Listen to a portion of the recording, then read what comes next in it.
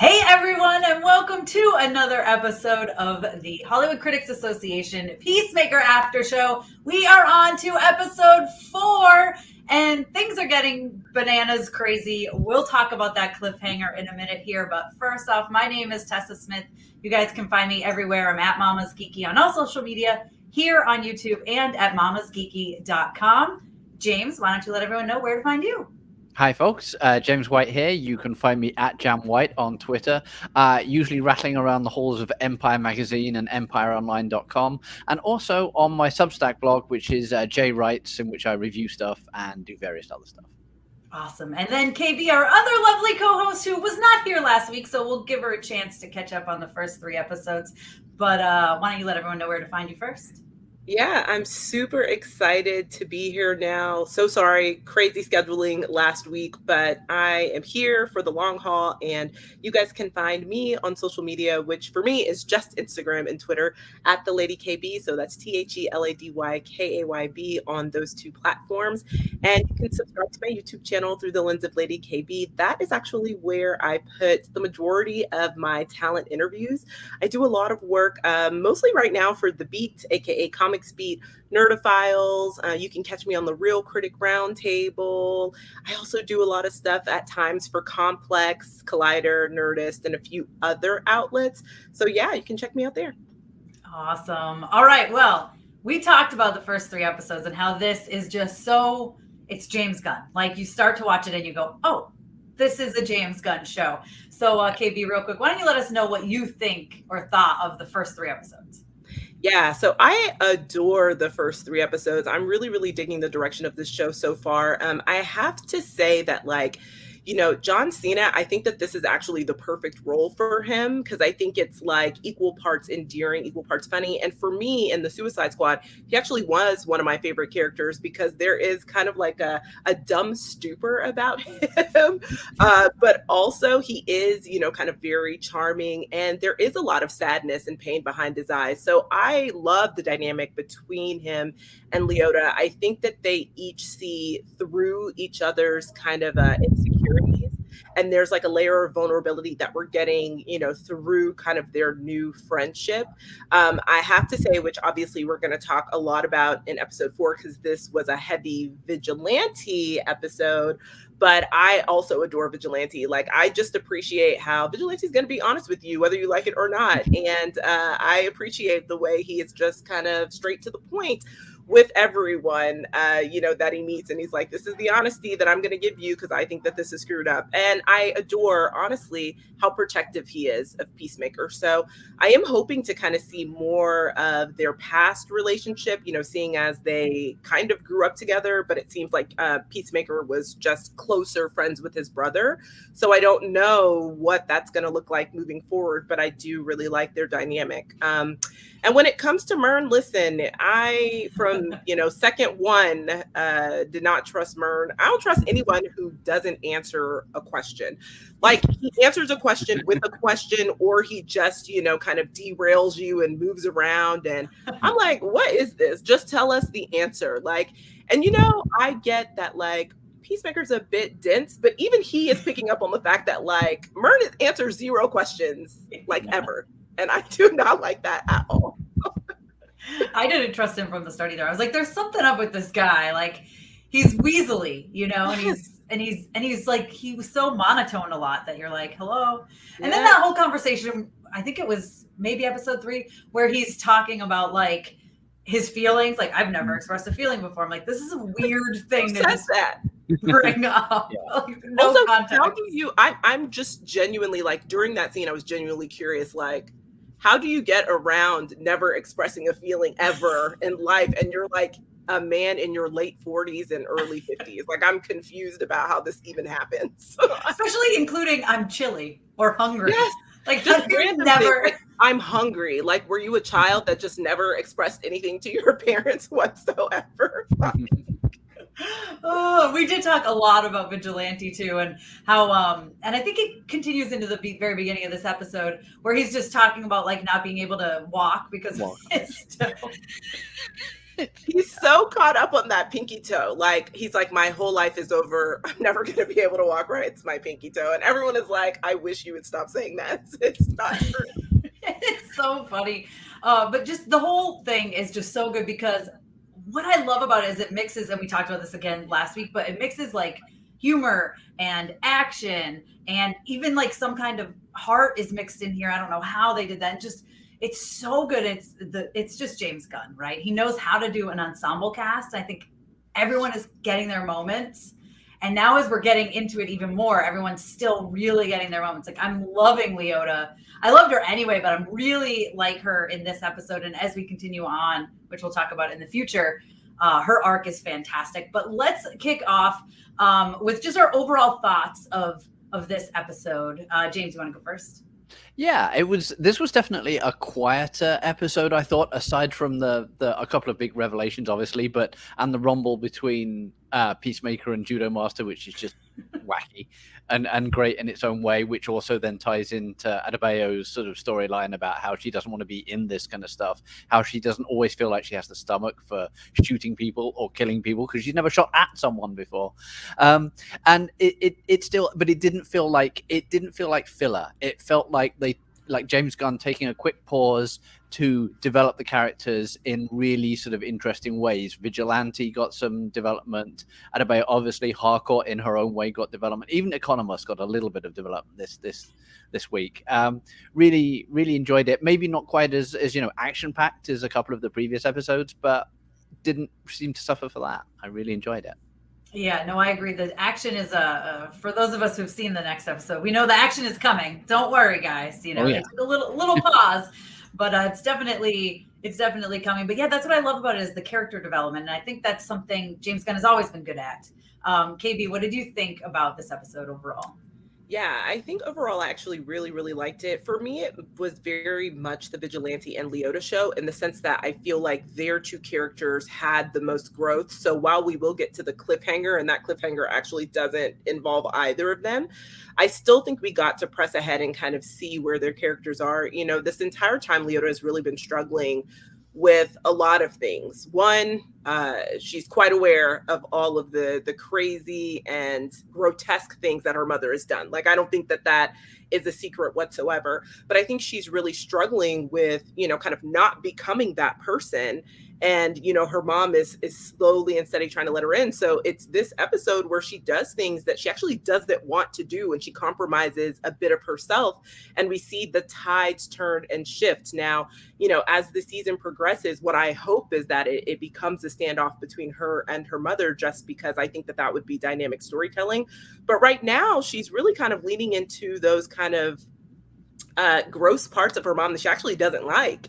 And, she's losing a bit of her humanity in a sense. So I really, really enjoyed that.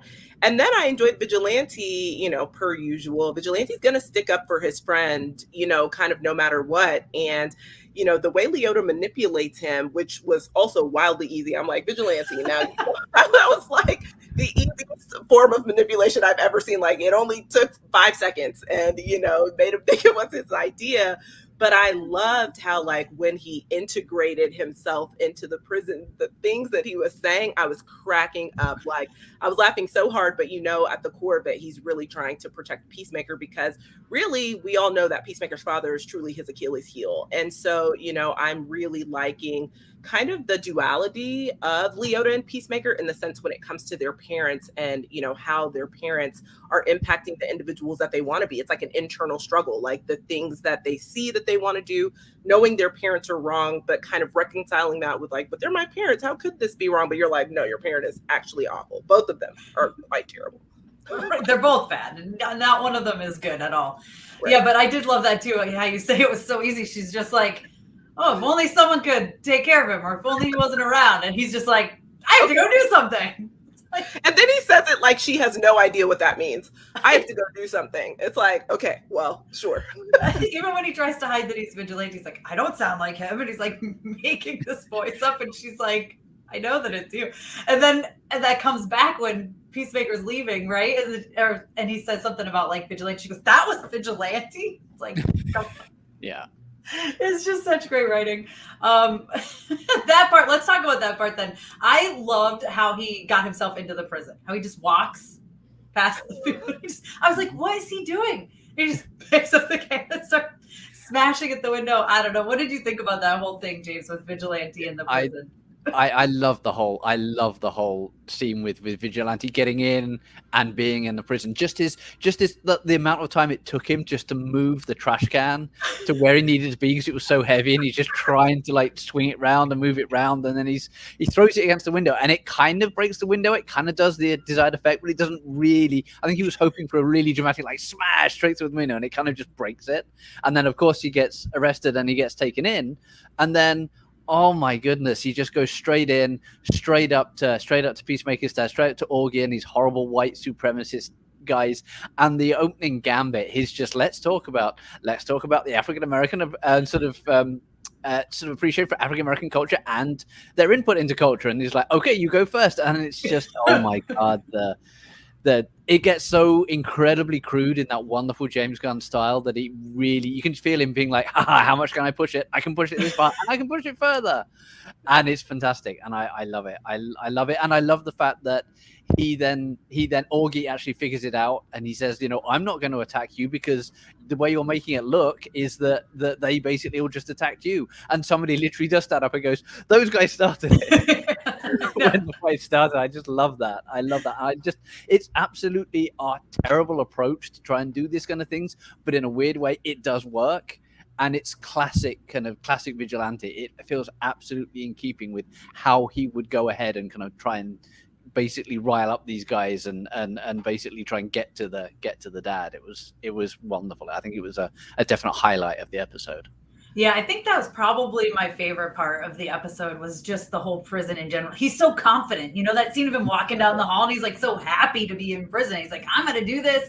And then it's such a difference of when he's leaving and he's like, I think I made it worse. Like, It's like, dude, you were in there for what, hours maybe? And you just completely, like, I don't even know, didn't accomplish what he wanted to accomplish. KB, what did you think just in general about the whole prison, the whole thing? Yeah, I think it's quite endearing, right? Because there is something about him that is just so, you're like constantly rooting for him, even though that you know that this is a bad idea.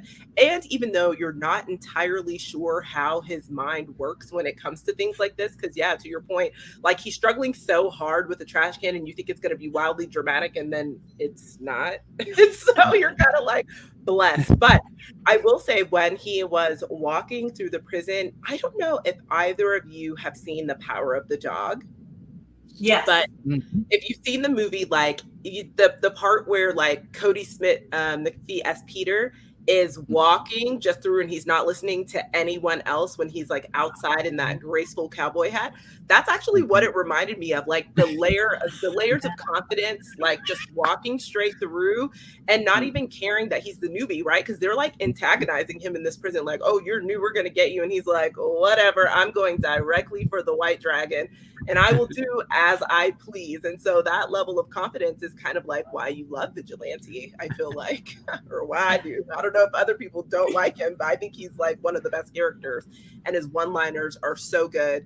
And yeah, I think the writing just in that scene at the table in the prison was stellar.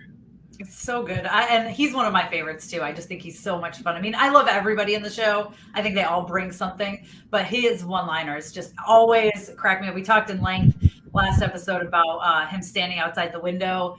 That whole conversation with John Cena's character. It's just so great. But it's something that we do start to see in this episode is a little bit of, we really saw it last episode, but they really talk about it, is the crumbling of Peacemaker here. And Murn kind of brings up, like, are you going to be able to do this? Like, why didn't you do it? Well, you should have put a double piece on my gun and I would have been able to do it. But there's obviously a lot more here. And we do see him flashing back things of his brother at one point. We see his brother flopping around on the ground, foaming. We don't know yet exactly what's going on there, but there's a lot of stuff here and we're really starting to dive into Peacemaker. And I kind of like seeing that vulnerability of him, the fact that he didn't want to kill them, even though they're like, everyone's screaming at him, they're butterflies, shoot him. But how did you feel, James, more just about this conversation he had with Murn and what's happening with him? Yeah, I really like the development they've been giving it. It really has built on what we've established. We know he has these huge daddy issues. We know he has incredible issues within himself. He's self-loathing in many ways, and this sort of just channels that even completely. Even when he's just alone, all he really finds sort of sanctuary doing is basically dancing around his trailer, and you just see him really dealing with this stuff. The conversation with Murn is fantastic because it really gets to the root of he is this kind of a dumbass, kind of a he's kind of full on when it comes to certain things, but even he has limits. And he has things that he really clearly won't do. His stated aim is that he wants peace by any means. He has to kill any man, woman, or child to do it. But if you tell him to try and kill someone with no reason, even he won't go that far. And it's just a lovely sort of take on that sort of gung ho action hero, slightly dumb, slightly over the top, but really, really, really well done. I really liked it, and the way John Cena is playing it is fantastic. Like, he and James Gunn have just found all these layers for this character, and they're peeling it back little bit by little bit, and I love it. It's just a fantastic way to do it. It's such a good, satisfying sort of character development for this character who could have been a one joke idea in the hands of another filmmaker. Now, the hand of a writer director could have been a one joke idea. James Gunn has found all these great things to do with them. Yeah, it's great the way they're working together with the writing and the directing, and then the acting is just it's coming together, and it's going to get better and better as the season goes on too. I'm really looking forward to everyone seeing it. But KB, how did you feel about, he's starting to crack a little bit and he's really showing where his limits are? Yeah, Peacemaker has a lot of childhood trauma, obviously, that he hasn't dealt with. His father even telling him, I've never had feelings for you at all. I basically just used you, and him saying I should have killed you when you were born. That really impacts him. And you can tell the difference, like even when he's in the presence of his father, how he cowers and, kind of takes a seat, and that young boy really comes to the surface. So it's good to be able to see him. I don't know, like, it's interesting because I feel like with his dynamic with Leota specifically, and particularly in this episode, because he goes to see his father in prison and he comes back to talk to Leota about it. She is the one who is letting him know, while also subconsciously letting herself know, the things that your father and that your parents do to you are not okay, right? Like the things that your parents try to push you into. So the only difference that we know of right now based on the show between her and Peacemaker is her mom didn't use her as a weapon as a child necessarily, but she's using her right now, right? And so she feels a lot of empathy for Peacemaker, and he's just kind of like, I don't think anyone has ever told him that it was wrong. So I think that, like, growing up as an adult, like, he's starting to be like, oh, that was wrong. But no one has ever told him, like, the things that your father did to you are not okay. Like, this is not okay. So he's starting to, I think, reconcile those two things. And now he's like, I don't want to kill children. Like, now he's starting to understand the difference between right and wrong. I mean, I know that sounds weird because he's like a full adult, but I think now it's finally starting to sink in that, like, these things are not okay. So it really is good character development. And he's doing it still through the lens of comedy, but we see that, like, he's most at peace and most at ease when he is just by himself dancing. Like, I think he just kind of goes somewhere else because that's a happier place for him, is to get lost in the music. But he needs to deal with this trauma head on. And I'm curious to see, as the season progresses, how Leota might help him with that. Because I think right now she's really the only one who kind of understands what he's going through. Yeah, she's definitely dealing with the same sort of thing. And I think you're right. It's like some kind of level of her almost talking to herself, like when she's talking to him about his dad. And then, of course, I couldn't believe he goes in the prison. He just starts spewing stuff to his dad, telling him what they're doing. And right. I'm like, what? Like, you want to shake him? Like, why would you tell your dad this? He's like not on your side. I think it's the same thing. Like, he is still a little bit of a child who seeks his father's approval, right? So, like, he is constantly seeking that yes from his dad, that love from his dad. And so he's thinking, oh, maybe if I help him, like, this will end up a little bit better for me and him in terms of our relationship. And time again, his father shows him who he is. And that's never, kind of what he had hoped or what he wants or anything positive. His father just keeps showing him. And it's like, one of these episodes, he's going to understand finally, like, no. I would hope so. I mean, it goes back to even the restaurant scene, when he's calling the waitress sweet cheeks and they're like looking at him, and he's like, what? Like, he has no idea. And it's just all goes back to the way he was raised. But how about the reveal that, like, he kept the butterfly, Goff, whatever you want to call it, like that? I was surprised when I first watched it. I was like, wait, then I thought, oh, well, I guess that makes sense because they would have showed us him killing him, right? But James, what did you think about the fact that he's held on to this? Well, I think it's interesting that he has done that. He wouldn't just kill this thing straight out, because it's not his first time seeing an alien, that's for sure, especially after Suicide Squad. But it's the kind of thing where you would expect him to shoot first and ask questions. Probably never. But he's the fact that he's held on to this thing and he seems to be fascinated. He has the spaceship already that he found in the woman's apartment. He has found. Stole from the woman's apartment. But the fact that he's kept this thing is kind of fascinating. I mean, he clearly is kind of interested in what this thing is, because maybe he's thinking he'll be able to find out more about it just through having it around. Also, he does seem to think that maybe he's trying to bond with it by just blowing, I'm assuming, pot smoke straight through its air holes, and the poor thing's like, oh, don't do that. But I did love that scene. The one thing I think this episode didn't do for me as much as the others was, and this scene provides, is not enough Eagly. You know my feelings about Eagly. You know I'm 100% Eagly stan all the way. And the fact that we have the little scene with him like picking up and Eagly's immediately like sweeping in, so trying to tap on it, trying to get it, because he thinks it's just food. Yeah. And the fact that then the two of them, when he's rolling around on the floor after he's basically gone through a flashback and everything, he's rolling on the floor, and the two of them sort of like the Goth insect butterfly kind of rolls over to him, and Eagly walks over to him, and then they both go away. It's just it's like one of the most touching moments of the episode, involving a guy, an alien butterfly, and an eagle. It's just it's again pure James Gunn, and it's wonderful stuff. It's like emotional depth in the middle of just an absolutely crazy little scene. I love that scene. I know exactly what you're talking about, that shot. I was like, I would put this on like a poster. Like, that was, because it means it's heartwarming. And you're right, there's not enough Eagly. I'm with you. But we get more later. Don't worry. There'll be more Eagly. And then we did get a lot of Eagly already. So it was just one episode. I know it's expensive. You know, he's Weta Digital's done a lot of great work on him. He must be very expensive to bring to life. So sparingly, I understand. That's exactly it. Well, did you see James Gunn said that there was a real eagle on set for like a day, and he said, no, this eagle's not having it. I don't want to push it. Like, he said it was not very friendly, and they didn't want to push it. Wild card to do was to have a live eagle. I mean, I tell you what, though, good for him for being like, this animal's not into it. Like, let's just go a different route, because some people, you never know, they might push it with the poor animal. And yeah. I like that somebody on Twitter asked him if it was Sean Gunn playing Eagly, and he's like, how would that even work? Like, given the size of Eagly, that does not work. And I love the fact, though, that it is actually D. Bradley Baker voicing Eagly. It's not just recorded eagle sounds they're playing. It's literally a guy who provided the voice of the rat in Sebastian the Rat in Suicide Squad. That's a talented guy. That's the sort of Frank Welker level voice acting when it comes to doing animal sounds. That's really effective.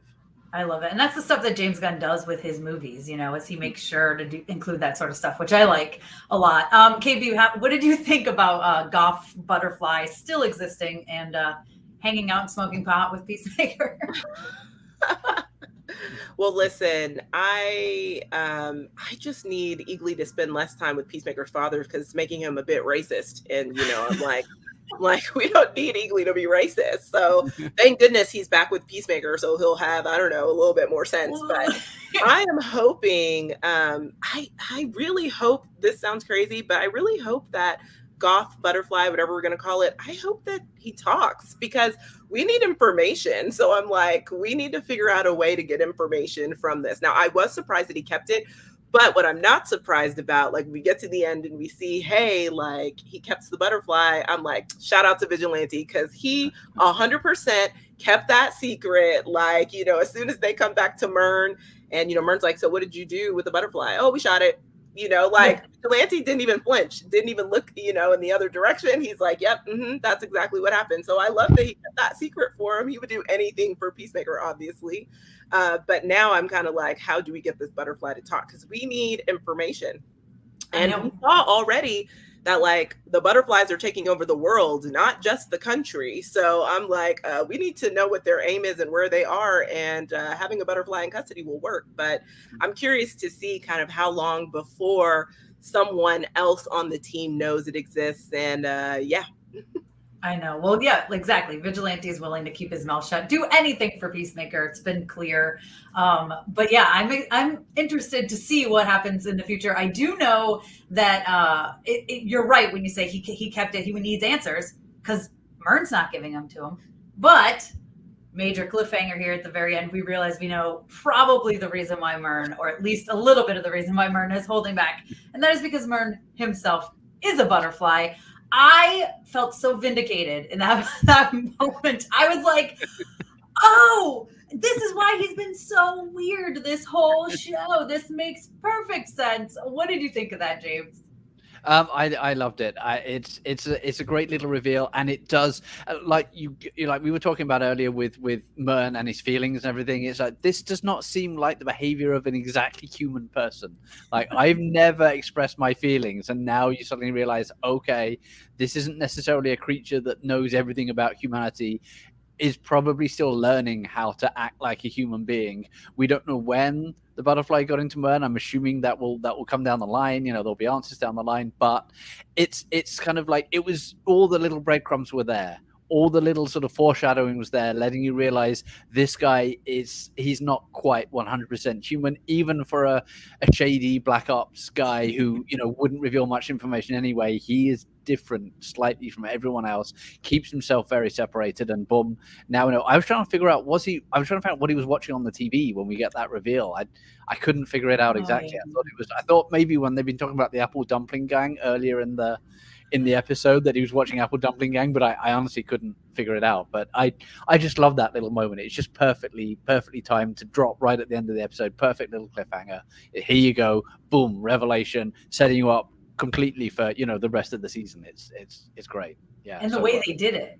Like it was just like the tongue thing, whatever you want to call it. Yeah. Like it was like, oh, it's so subtle, but you're like, oh, all right, this is where we're going. Okay. Sure. Yeah. Why not?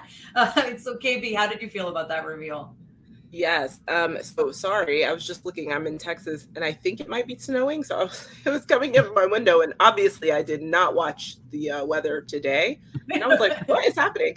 Yes. So I felt just like you, Tessa. Like I was like, "Oh, finally!" Like this is exactly why this individual's been weird. But then also, I kind of felt like what I am imagine Peacemaker feels like, because like everything was there, but I still didn't put it together. So I don't know, I kind of feel like him, where he's like doing things and people are like, yeah, no. And he's like, okay, that makes sense, but why didn't I put it together? That's exactly how I felt. Like, oh, it makes sense that he would be a butterfly, but why have I not thought this one time watching this? I just thought he was a weird guy. Like, I don't know any other way to put it. I was just like, oh, he's a weird person. I never would have thought he was a butterfly, but should have picked up on the clues. Remember when we see the family walking through the house and their whole demeanor changes? Like, I wasn't even thinking when he was watching this mysterious TV show, because I'm with you. I also was like, what is this on television? But I didn't even pick up on like the zombie-like appeal of him, like how everything kind of shifted. I didn't even pick up on that. So it really just took him, eating out of that bowl with this extra long kind of slithering tongue that I was like, oh, okay. I guess you're a butterfly. So I feel like the wool was pulled over my eyes, but kind of in all of the best ways, I guess. Well, that's the thing about James Gunn, like, because I think all of us, James, did you know, or did you ever think that he was a butterfly, or were you just like, this dude's weird? I feel a little silly afterwards, feeling like, but I don't feel like the rug was sort of pulled out in a bad way. I feel like it was absolutely hinted at, but then you just go back and you go, oh, of course, there's this and there's this and there's this, and it all adds up perfectly. But no, I wasn't thinking. I was just thinking he's a special operative guy. He's trying to keep himself, away from everyone. You've had bosses like that in sort of, spy movies and things like that who don't want to reveal anything because they're very secretive anyway. But this stuff, no, it was. I totally did not guess. But I love the reveal. Yeah, it was so good, because that's exactly it. I was like, I feel like just like you both said, like I should have known this. Yeah. How, like, all the hints were there, and I was like, oh, well, this makes sense. Okay, so that's again to the writing, right, and everything. It's believable. You're not like, that makes no sense. Like, they laid the groundwork for it, for the reveal to like be so believable and so like, oh, all right, sure. But so let's talk about, we didn't talk about the Judo Master and Peacemaker fight. That fight, I love Judo Master so much. He's so much fun. And then when he's just like, they're not what you think. And then she finally shoots. Like for the one time for Leota to actually pick up a gun and shoot someone. And it's like, he was just about to give Peacemaker what Peacemaker wanted. He's about to give him some answers. And then he gets shot. He survives, but he gets shot. James, what did you think about that fight? Yeah, that whole fight was great. And even the moment when he gets shot and you've got just Peacemaker turn around going, I was going to win that fight. I was going to win that fight. It was going to be vindication for him and make him feel like a man again against this guy who's clearly much more than him when it comes to actual combat. The fact that he was just that was what he was focused on. It was a little bit less than, oh, you've just shot him when he was about to reveal something. And he was so much more about, I was going to win that fight. I was going to beat him up. And you've just ruined that moment for me. You just completely ruined that moment for me. But yeah, the whole fight's great. I loved how when Judo Master got out, his first thing was not necessarily to completely escape, but to go and find a snack. Yeah. Because he was eating like chips when he comes across Economos again. It was those flaming hot Cheetos again, wasn't it? Or was it? He just can't resist. Yeah. I think it was some Cheetos. He's like, he can't resist them. And he's like, you wouldn't just go and run and find the convenience store on your escape route. But yeah, he's great. He's a great character. Even in just a small amount of screen time, he also feels like he's being developed alongside everyone else. I mean, he doesn't get the same amount of development as, say, Murn or Adebayo or Peacemaker himself, but you feel like he's a fully rounded character, not just a dude in a costume who wants to fight. There's little things about him, little grace notes, little moments that he does, like the snacking, like him when he starts trying to get out of his bonds and everything, and he starts sort of, he slowly figures out what he needs to do, and it's great. And yeah, his fight with Peacemaker, another great, well-staged fight. This time, I think obviously the stunt team, but I think it's Jody Hill directing this time. I think for the first time, it's not, I think so, Gunn directing. It's he let Jody Hill. Oh, he had Jody Hill do this one. So yeah, really, really well done. Really fun fight too. Again, just the way they're sort of swinging each other around, smashing it in, feels again like quite a wrestling-y type fight, which I think really plays to John Cena's background and strengths. And yeah, good fun. Yeah, it was pretty much the only action, if you would quote unquote action we got of the episode, but still a great episode. KB, what did you think about that fight going down in the parking lot? Yeah, I think Judo Master is just a great fighter, period, we've seen. And so I really, really enjoyed the fight. I think for me, the biggest question I had in the fight was, obviously Leota had never killed anyone, never pulled a gun out on anyone, never shot at anyone up until this moment. She hits him. And it's right when he's about to reveal something. And we've seen all of these changes with Leota this episode, kind of doing things she never really wanted to do to begin with. And so obviously the first thing that popped in my mind was, oh, she's trying to protect her mom in some way by shooting him before he reveals anything about the butterflies. But I feel like because James Gunn is, kind of giving us clues, particularly with Murn, that we should have picked up on, but we didn't. Maybe that was too obvious, and maybe she wasn't protecting her mom. I feel like I instantly got confused because of that fight when it came specifically to Leota, in the sense that maybe she wasn't protecting her mom. Maybe it was just the timing, or maybe she's not protecting her mom quite yet. So I'm curious to see kind of when she checks back in with Amanda Waller, what that looks like, what their next conversation is, what it's going to be. But I thought the fight was great. I mean, John Cena, to your point, James, obviously got to start in wrestling. And so it was a very kind of wrestling-esque, the smoothness of the fight was very similar to wrestling, I guess is the best way to put it. Mm-hmm. And so that was awesome. But yeah, I am curious to see what this means moving forward. And also because, if Peacemaker finds out that Leota shot him just to protect her mother, that's going to cause a rift between them as well. And considering the fact that they're essentially the only two people who trust each other right now on the main team. I mean, we know now Vigilante is kind of a part of the team now, but I think in this team, Vigilante is still don't trust any of them, Peacemaker. But on this specific, Black Ops team, they're the only two that trust each other. It's going to be bad. That fallout will definitely be bad. So yeah, I will say that was my initial thought immediately. I was because you don't see that it's her that shot right away, that split second. I'm like, whoever shot him clearly was trying to shut him up. And then when I saw it was her, and then you see kind of how she's reacting, like, I'm like, is this her just doing something she didn't want to do, or was she really just trying to protect Peacemaker? Because like you said, they are the two who really get along the best. They trust each other the most. I mean, Hardcore even kind of yelled at Leota quite a bit in this one and got into her a little bit, which made me feel real bad for her. So I was the same way. I struggled back and forth. Like, is it not? Am I just reading too much into it? But that was definitely my initial thought. James, did you think that at all when she shot Judo Master? I don't know. I don't get the feeling like she's trying to cover anything up in particular. I still got the idea that she was essentially trying to protect Peacemaker. I think she was trying to help. I think she was trying to just do the right thing in that moment, even if it doesn't turn out to be quite the right thing because of what, we know.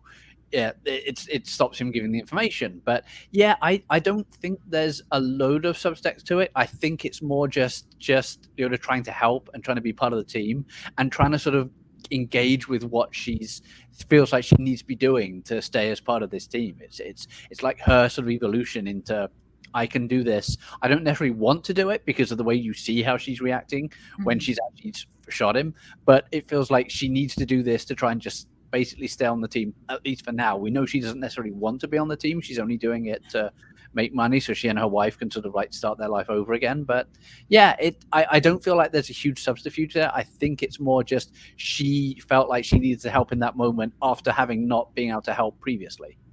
Yeah, I think that's where I settled. But at first I was kind of like, wait, what's going on? Oh.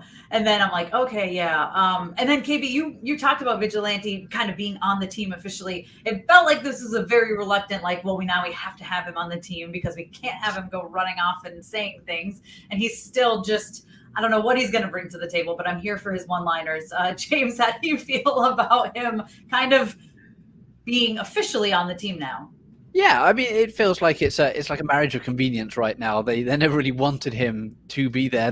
I don't think they respect his skills in terms of him being able to take over the assassination. They're clearly like, okay, this guy can clearly turn off whatever moral sense he's got in his head and just like get the job done. But he's such a goofball in many ways that I know they feel like, oh goodness, we're all stuck with this guy. He can't be reliable. We can't necessarily, rely on him for anything. But yeah, I love how he slowly sort of just managed to ease his way into the team, and he's there now. They're basically stuck with him.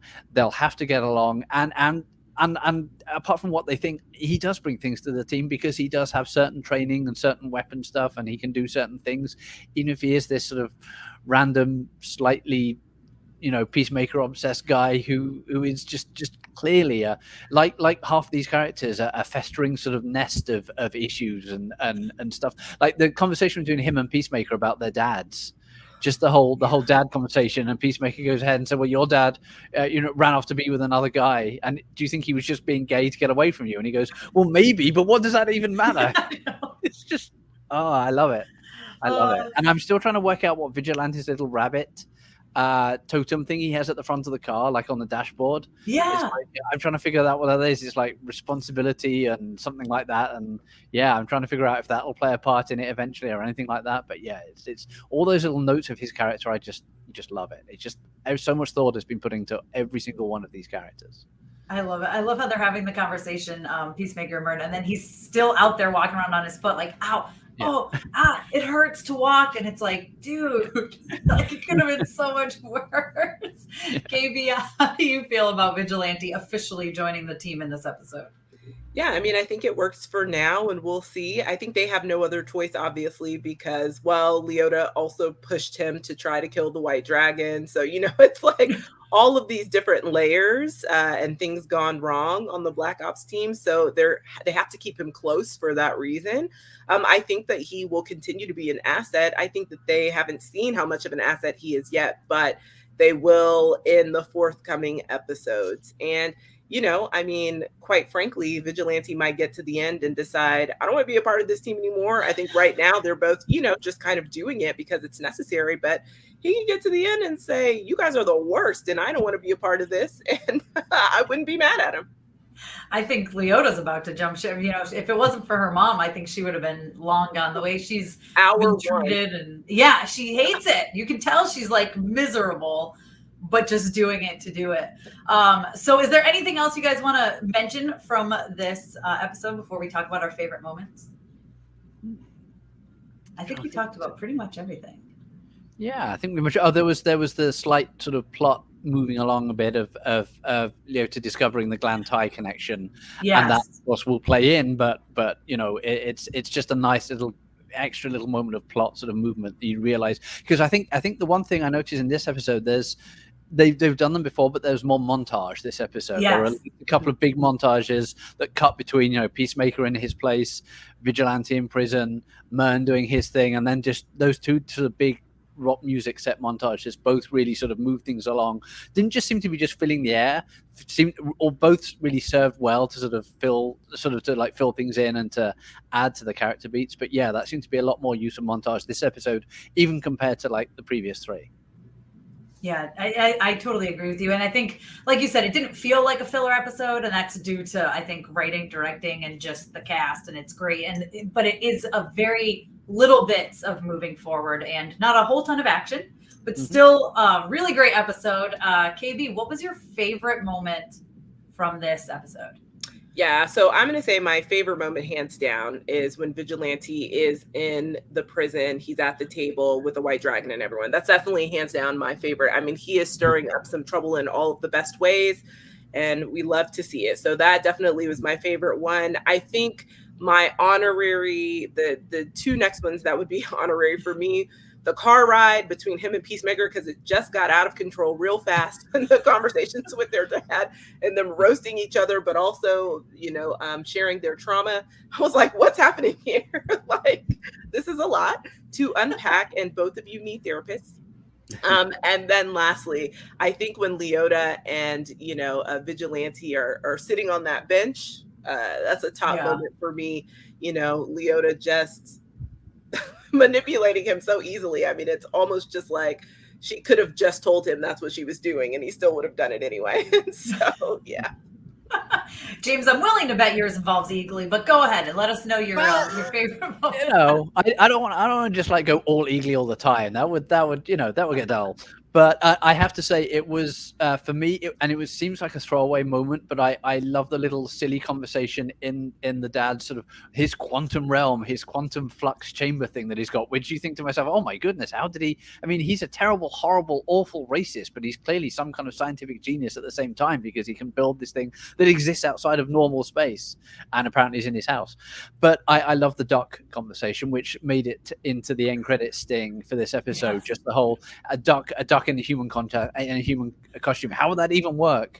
And then the fact that he just rolls on, and I don't know if that was improv or if that was like James Gunn just writing more and not quite using it, and then having Jodie Hill not use it in the episode with the whole, how would the beat work with the costume? How would he walk? The web feet, you see the web feet and everything like that. That I know it's literally has almost nothing to do with the plot of the episode, but it just made me laugh so much because it was just so well delivered and just so well written. I think I have to give it to the Doc, which again realizes I'm going all birds all the time, but ducks, eagles, it's all good. You know what? I feel like stick with your brand. If we ducks all the time, we're going birds all the time. I'm going to hope for a sequel next episode or something. We'll see. That's funny you mentioned the improv thing, because I was watching it going, I feel like this has to be improv, the way they just keep going about this. How would that even work? Like you said, the feet, I love that each episode has that little stinger at the end, and they're all like funny, ridiculous things. Like, it's not an important thing. And I did see James Gunn had tweeted, it's kind of a reward for sticking around and watching the credits of everyone's hard work, which I thought was nice of him to put in there. But man, if I'm going with my favorite moment, I feel like you guys took all the good ones. I mean, I do love the prison, but we'll stick with the prison thing. I like him trying to break into the prison or whatever he was doing, trying to get himself arrested. Just like you guys, we talked about before, just trying to move that trash can for what felt like way too long. And I'm like, good for you for committing, dude. Like, he's stuck with it. They don't just watch him. What are you doing? He got himself in there, I guess. I don't know. But overall, this episode, we talked about it quite in depth. Really enjoyed it a lot. Can't wait to see where it goes. We got that big reveal at the end that I think is going to lead, or I should say I know, is going to lead to quite a good episode next week. We can't wait to come back and talk with you guys about it. So be sure to join us then. But James, why don't you let everyone know where to find you? Yeah, I'm on Twitter at JamWhite. Instagram, I am JammerWhite. Not that I post there very often, but still.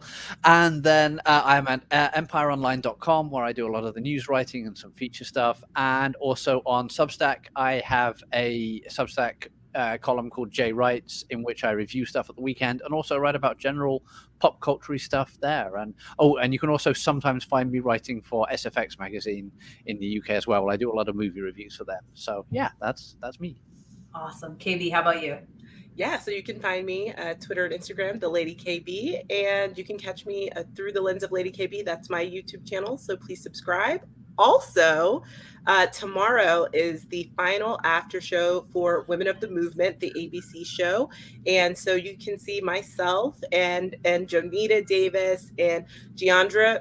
I don't know her last name, but that's okay. You can catch all three of us on the show tomorrow live. So it is another HCA after show. So check us out then. Perfect. Yeah, make sure you guys subscribe and hit the notification bell so you know that when we are live, because there's a ton of after shows coming up this year. But yeah, I'm Tessa Smith. You guys can find me at mamasgeeky.com, everywhere on social media, Mamas Geeky, here on YouTube. I cover comic books for Screen Rant. Sometimes, haven't in a while. I've been very busy, but I do. You guys can find me rambling over there about comic books every so often. I also write for What's on Disney Plus and Your Money Geek every once in a while with movie reviews and TV recaps. And yeah, this has been our show. We can't wait to talk to you guys next week about episode 5 of Peacemaker.